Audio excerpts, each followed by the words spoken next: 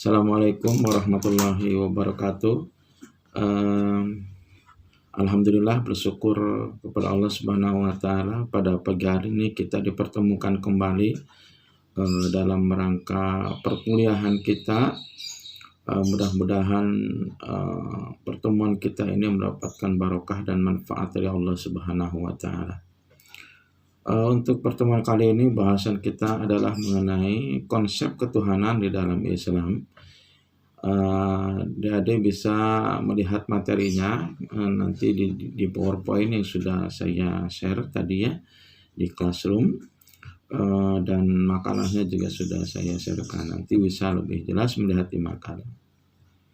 Yang akan kita pelajari adalah mengenai ketuhanan. Adapun tujuan pembelajaran kali ini adalah pertama, mengerti tentang makna dari Tuhan itu apa. Kemudian yang kedua, di dalam Islam itu Tuhan itu siapa. Kemudian harus seperti apa ketika kita mempertuhan Allah. Nah, intinya seperti itu ya. Baik, untuk yang pertama, di slide yang pertama saya jelaskan di sana adalah tentang makna dari Tuhan. Di dalam Islam, makna Tuhan itu kita ambil pemaknaannya sesuai dengan pemaknaan di dalam Al-Qur'anul Karim. Ya. Dalam Al-Qur'anul Karim, kata Tuhan itu biasa disebut dengan kata ilah.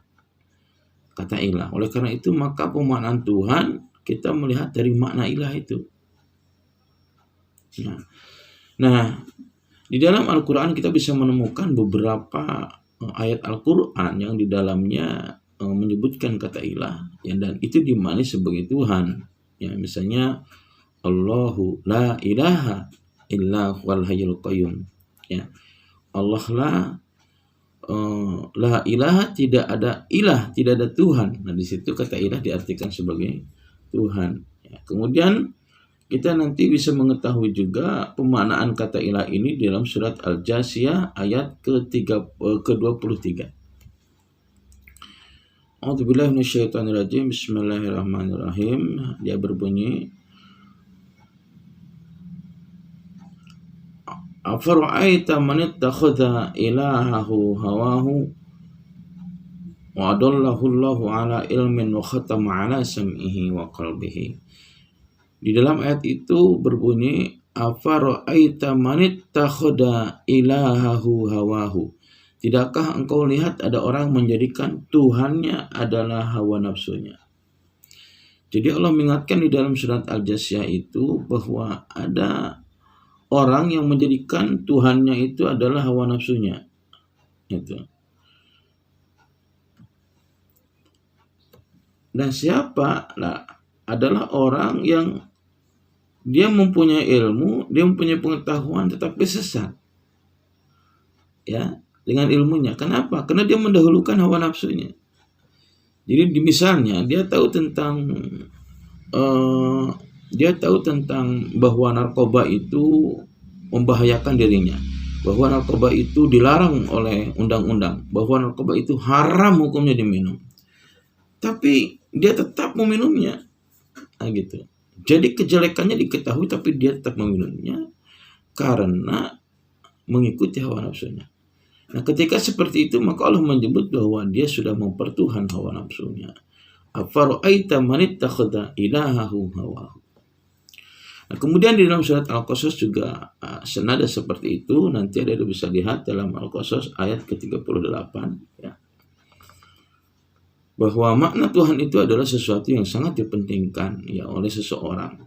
Maka dari beberapa ayat itu kita bisa ambil pengertian bahwa yang dimaksud dengan Tuhan itu adalah sesuatu yang sangat dipentingkan oleh manusia sedemikian rupa sehingga manusia merelakan dirinya untuk dikuasai olehnya. Gitu. Jadi sekarang kalau kita bertanya nih, Tuhan kita itu siapa? Tanya saja kepada diri kita, apa yang paling kita pentingkan? Kalau selama ini kita mementingkan hawa nafsu, keinginan, kesenangan belaka tanpa mengindahkan aturan-aturan, maka Tuhan kita adalah kesenangan itu. Kalau ada orang semua tujuan hidupnya hanya untuk uang, bahkan dia bisa berbohong, melakukan kejahatan karena uang, maka Tuhannya adalah uang. Kalau ada orang yang tergila-gila oleh kedudukan, sehingga dia melampaui batas-batas syariat untuk mendapatkannya, mungkin dengan fitnah orang, dengan menjelek-jelekan orang, ya, untuk dapat kedudukan itu. Nah, maka Tuhannya adalah kedudukan. Dan ya, jika ada orang yang dalam hidupnya pikirannya hanya semata pacarnya saja, ya, pacaran itu haram, ya, nggak boleh. Tapi dia ingat aja dalam pikirannya, sampai makan ingat pacarnya, mau minum ingat pacarnya, mau tidur manggil pacarnya. Maka Tuhannya itu bukan Allah, Tuhannya adalah pacarnya dia. Nah, gitu ya. Nah, jadi ilah itu adalah maknanya Tuhan itu adalah sesuatu yang sangat dipentingkan oleh manusia, sehingga manusia itu dikuasai oleh sesuatu yang dia pentingkan itu.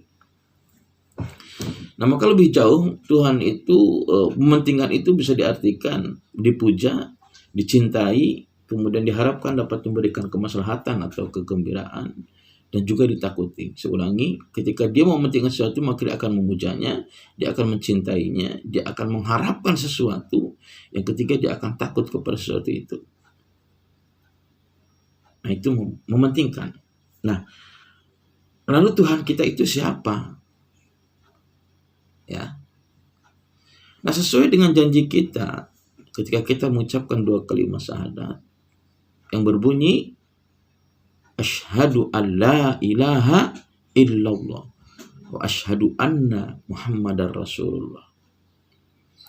Bahwasanya aku bersaksi tidak ada Tuhan, tidak ada ilah kecuali Allah, dan Nabi Muhammad adalah utusan Allah.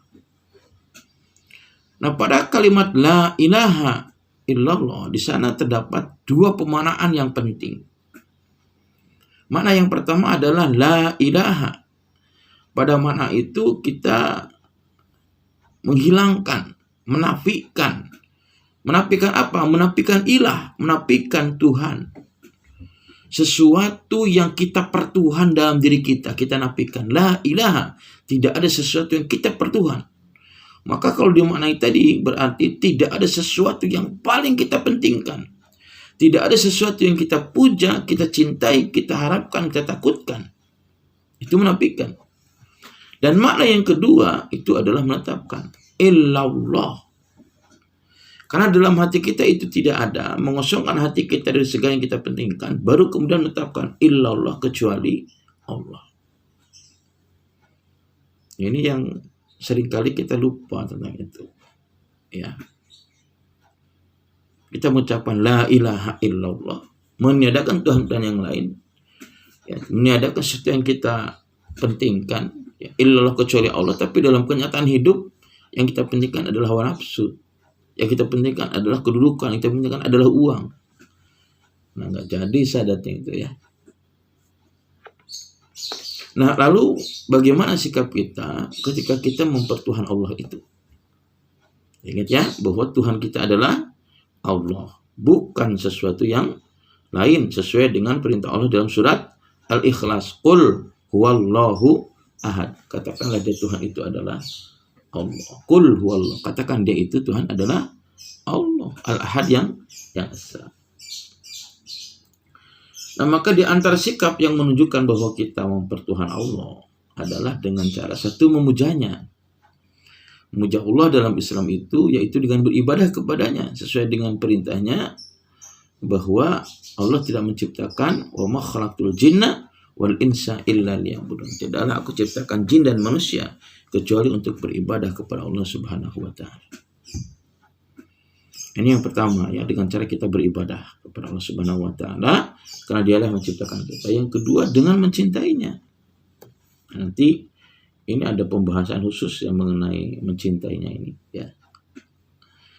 Bahwa tidak ada dalam hati kita, dalam benak kita, ya, rasa cinta kecuali cinta itu dasarnya karena Allah Subhanahu wa taala. Tidak ada sesuatu yang kita cinta melebihi cintanya kepada Allah Subhanahu wa taala. Baru kemarin kita melaksanakan Idul Adha, kita bisa melihat bagaimana Allah Subhanahu wa taala menguji Nabi Ibrahim kecintaannya, ya, antara cintanya dia kepada anaknya Ismail dan kepada Allah. Maka Allah memerintahkan melalui mimpinya Nabi Ibrahim, sembelihlah anakmu. Bisa adik-adik bayangkan bagaimana seorang anak yang lama nggak bertemu sudah dewasa, dia sangat mencintainya, tiba-tiba menyuruh untuk menyembelihnya. Tapi subhanallah Nabi Ibrahim melakukannya. Dan alhamdulillah, kemudian Allah mengganti Nabi Ismail itu dengan seekor kambing yang besar. Nah, artinya sesungguhnya yang diperintahkan Allah Subhanahu wa taala itu bukan untuk menyembelih anaknya, tetapi untuk menyembelih kecintaannya dia yang berlebihan kepada anaknya, agar cintanya itu kepada Allah Subhanahu wa taala. Sekaligus itu sebagai ujian. Mana yang lebih kamu cintai wahai Ibrahim? Apakah kamu mencintai anak atau mencintai Allah? Dan disitulah Nabi Ibrahim membuktikannya bahwa dia mencintai Allah. Seperti itulah gambarannya. Bagaimana seorang yang bertuhan Allah, dia mencintai Allah melebihi dari yang lainnya, bahkan anaknya sendiri. Nah, kemudian yang ketiga, makna dari mencintai itu Allah itu adalah timbulnya atau munculnya sikap roja. Roja itu artinya tidak ada harapan kecuali harapan itu kepada Allah Subhanahu wa taala. Ya. Di antara sikap roja, di antara hal yang menunjukkan bahwa dia itu mempunyai rasa berharap itu semata kepada Subhanahu wa taala, yang pertama menyadari bahwa seluruh kenikmatan itu adalah dari Allah Subhanahu wa taala. Ya, ini sangat penting. Bagi seseorang yang mempertuhan Allah, maka dia meyakini segala sesuatu yang dimiliki, yang dia dapatkan dari A sampai Z, ya, ilmunya, hartanya, kedudukannya, adalah semuanya dari pemberian Allah Subhanahu wa taala. Sehingga dia menyadari seperti itu, ketika dia berdoa, berharap hanya kepada Allah. Dan ketika dia mendapatkan milik dari Allah, rezeki dari Allah, dia pun bersyukur kepada Allah. Dan dia mengikuti perintah-perintah Allah karena dia sadar bahwa apa yang diberikan itu adalah dari Allah Subhanahu wa taala. Ini yang pertama, ya. Yang kedua, adanya keinginan yang kuat untuk mendapatkan pahala dari Allah Subhanahu wa taala. Ini orang yang roja. Setelah dia menyadari bahwa semua materi yang dimiliki, nikmat yang dimiliki, dia mulai bernapas, kemudian dan sebagainya, adalah dari Allah. Maka yang kedua, dia senantiasa perilakunya ingin mendapatkan balasan hanya semata dari Allah Subhanahu wa taala. Segala sesuatu yang dia dilakukan hanya semata agar dia mendapatkan pahala, balasan dari Allah Subhanahu wa taala.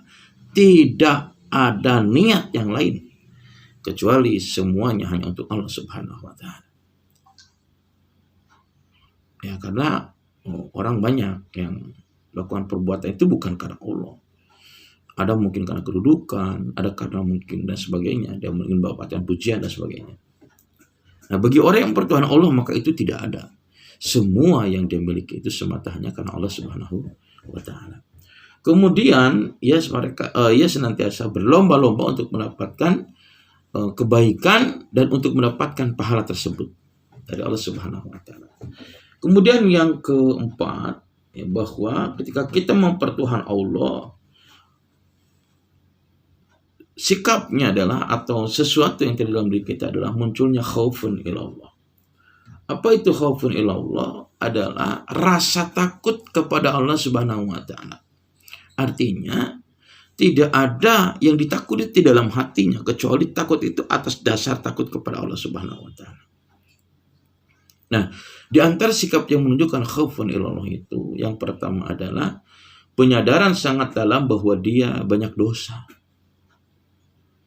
Jadi dia menyadari dosanya itu sudah sangat banyak, sehingga dia menghindari untuk tidak berbuat dosa atau jangan berbuat dosa karena dia sudah merasa banyak dosanya.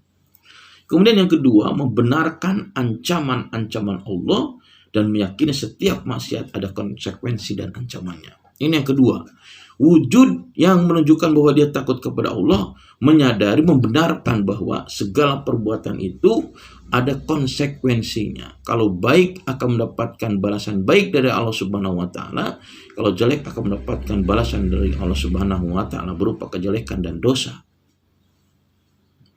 Maka dia tidak akan berani berbuat dosa Dia tidak akan berani berbuat jahat kepada orang lain, menyakiti orang lain, karena yakin Allah akan membalasnya. Walaupun tidak dari orang yang kita sakiti, tapi ingat kita yakin Allah akan membalasnya. Ini yang kedua. Yang ketiga, tumbuh kekhawatiran dalam dirinya kalau dia tertimpa su'ul khatimah. Su'ul khatimah itu artinya dia mati atau mengakhiri hidupnya dalam kejelekan. Nauzubillah min dzalik. Sementara sampai sekarang namanya kematian itu nggak ada yang tahu. Maka orang yang khaufun ilallah, dia senantiasa berhati-hati dalam perbuatannya. Jangan sampai ketika dia berbuat dosa, disitulah Allah mengambilnya. Nauzubillah min dzalik, semua nauzubillah min dzalik. Ya. Kemudian yang terakhir, dia menandakan rasa takut, kecuali takut itu hanya kepada Allah Subhanahu wa Ta'ala. Ini beberapa hal yang menunjukkan bahwa kita mempertuhan Allah. Saya ulangi, yaitu yang pertama, kita memuja Allah, yang kedua mencintainya, yang ketiga berharap hanya kepada Allah, dan yang ketiga munculnya khaufun ilallah, rasa takut itu hanya kepada Allah Subhanahu wa Ta'ala. Materi-materi yang lainnya bisa dibaca oleh adik-adik semua dari materi yang sudah saya sampaikan tadi, yang ada di PPT maupun di Word. Silahkan dibaca dan didalami. Nanti kita bisa lanjutkan dalam diskusi. Terima kasih. Assalamualaikum warahmatullahi wabarakatuh.